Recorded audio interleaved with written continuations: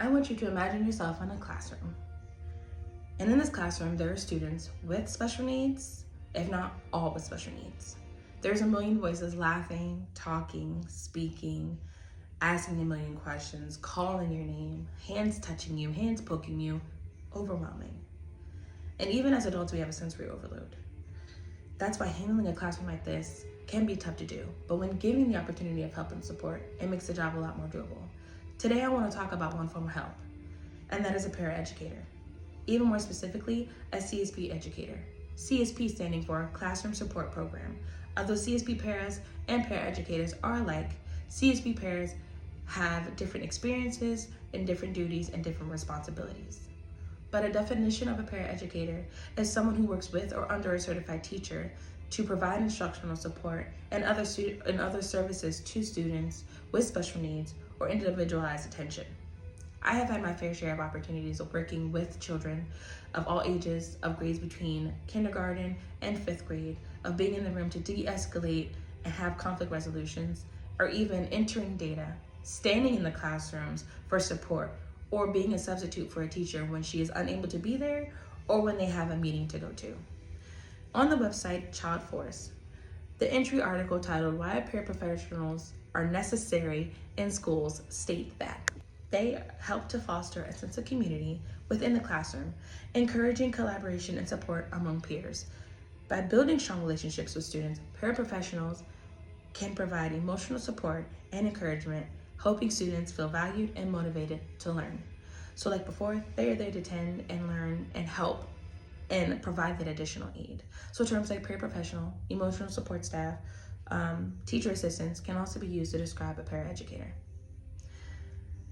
So the duties of a paraeducator are to support children with their needs, so that's one-on-one or a small group, and that's children who need the extra help, or even children with disabilities like autism, emotional disabilities, or emotional disorders, and learning disabilities. In the classroom, your CSP classroom, you're more able to be destined to work with more than just one child, or in this case, a small group.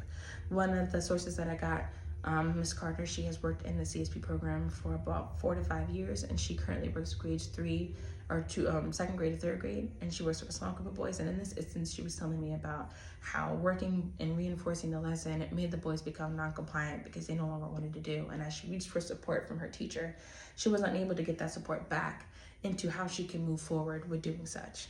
We are also there to assist with instruction. So again, that's reinforcing the lesson, that's pulling small groups, that's tending to the hand raise so the teacher can focus on saying the lesson for the entire class rather than tending to every single hand raised. That is what we are there for. We are also there to manage behaviors. So that is helping to maintain a positive and safe and learning environment in and outside the classrooms, field trips, hallways, etc. My other source comes from Kavinsky, who is a fellow colleague that works with the Jobbertown Elementary School as well as the CSP program from grades 4th to 5th grade. And in this instance, she was telling me about a time where she was in the area where the de-escalation happens. And sometimes you have to be put in a position where you are the human punching bag. And as a CSP para, we have to learn a training called CPI, and that's using shields, that's using terminology and different holds so that we are able to keep the child safe as well as us safe. So as much as this job is rewarding and hard in some areas, it goes very underappreciated, unnoticed, and underpaid. So let's look into how much paraeducators get paid. In Maryland, the average amount of pay for a paraprofessional would be between $16 to $28 an hour. In Harford County, paraprofessionals get paid around $16.70. That is the 25th percentile, and it is the lowest. So that's just above minimum wage. So although the pay range may differ between seniority, location, and experiences, it is very rarely shown through our pay. So in the website that I looked upon, ZipRecruiters, it presented a bar graph, and it said that the average pay was $21. But like I said before, Harford County is in the 25th percentile, and I believe in Baltimore County is more towards the 75th percentile. So with this being said, because of the lower wages of paraeducators, it can create high turnover rates. So that means there are different parents who are trying to find a different job or a different part-time job to compensate with the low pay. And our schools are faced for having to replace the paraeducators who built that support and rapport with students.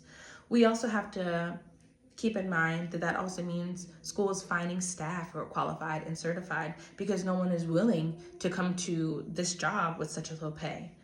And then it means that the current employees are having it difficult with their financials because they don't have enough money for living wages. So we're struggling, and it creates stress and discouragement and financial stability. So I urge you guys to ensure that we advocate for pay. So that means higher pay and living wages. That means we need to be paid realistically and for our contributions, and that we would like to be heard, and better developmental opportunities so that we may be greater for you guys, our students, and our schools. Thank you.